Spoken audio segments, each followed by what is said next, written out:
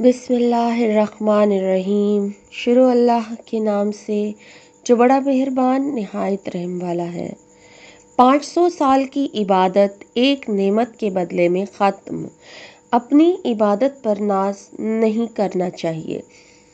امام حاکم شہید نے مستدرک حاکم میں حضرت جابر رضی اللہ تعالیٰ عنہ سے ایک لمبی روایت نقل فرمائی جو صحیح سند کے ساتھ مروی ہے، اور اس حدیث کو امام منذری رحمۃ اللہ علیہ نے الترغیب و الترہب میں نقل کیا ہے۔ حضرت جابر رضی اللہ تعالیٰ عنہ فرماتے ہیں کہ آپ صلی اللہ علیہ وآلہ وسلم نے ایک دفعہ گھر سے باہر تشریف لا کر فرمایا کہ ابھی ابھی میرے دوست حضرت جبرائیل علیہ السلام تشریف لائے اور یہ فرمایا کہ پچھلی امتوں میں سے اللہ کے ایک بندہ نے اپنے گھر بار، عزیز و اقارب، مال و دولت سب کچھ چھوڑ کر سمندر کے بیچ میں پہاڑ نما ایک ٹیلہ تھا، اس میں جا کر عبادت کرنا شروع کر دی۔ وہ سمندر اتنا وسیع تھا کہ اس ٹیلے کے ہر جانب 4,000 فرسخ دور تک سمندر تھا۔ وہاں پر کوئی کھانے کی چیز نہیں تھی اور سمندر کا پانی بھی بالکل نمکین تھا۔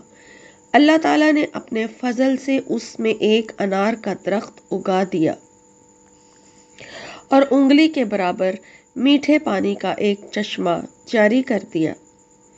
یہ عابد دن رات 24 گھنٹے اپنی عبادت میں گزارتا تھا اور 24 گھنٹوں میں انار کا ایک پھل کھا لیتا تھا اور میٹھے پانی کے چشمہ سے ایک گلاس پانی نوش فرما لیتا تھا۔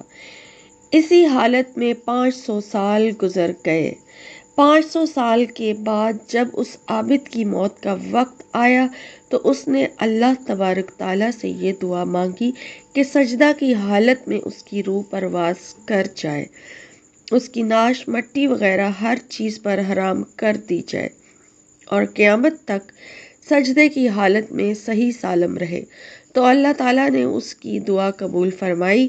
سجدے کی حالت میں اس کی موت ہو گئی اور اللہ تعالیٰ نے وہاں ایسا انتظام رکھا ہے کہ قیامت تک وہاں کسی انسان کی رسائی نہیں ہو سکتی۔ قیامت کے دن اس عابد کو اللہ تعالیٰ کے دربار میں حاضر کیا جائے گا تو اللہ پاک فرشتوں سے فرمائے گا، میرے اس بندے کو میرے فضل سے جنت میں داخل کرو۔ تو وہ عابد کہے گا، اے میرے رب، بلکہ میرے عمل کے بدلے میں جنت میں داخل کر دیجیے، کیونکہ میں نے 500 سال تک ایسی عبادت کی ہے جس میں کسی قسم کی ریاکاری کا شائبہ بھی نہیں تھا۔ تو اللہ پاک پھر فرمائے گا، میری رحمت سے داخل کر دو۔ تو یہ بندہ کہے گا، میرے عمل کے بدلے میں داخل کیجیے۔ تو اس پر اللہ فرمائے گا، اس کے عمل اور میری دی ہوئی نعمتوں کا موازنہ کرو۔ تو موازنہ کر کے دیکھا جائے گا اللہ نے جو اس کی بینائی عطا فرمائی، صرف بینائی کی نعمت اس کی 500 سال عبادت کا احاطہ کر لے گی۔ اس کے بعد پورے جسم میں کان کی نعمت، زبان کی نعمت، ہاتھ کی نعمت، ناک کی نعمت، پیر کی نعمت، دل و دماغ کی نعمت، ان سب کا بدل باقی رہ جائے گا۔ پھر ان کے علاوہ جو 500 سال تک اللہ نے میٹھا پانی پلایا اور انار کا پھل کھلایا، ان تمام کا بدلہ باقی رہ جائے گا۔ تو اللہ پاک فرمائے گا، اس کی 500 سال کی عبادت تو صرف ایک نعمت کے بدلے میں ختم ہو گئی، ہماری باقی نعمتوں کا بدل کہاں ہے؟ لہٰذا اس کو جہنم میں داخل کر دو۔ تو فرشتے اسے گھسیٹ کر جہنم کی طرف لے جانے لگیں گے۔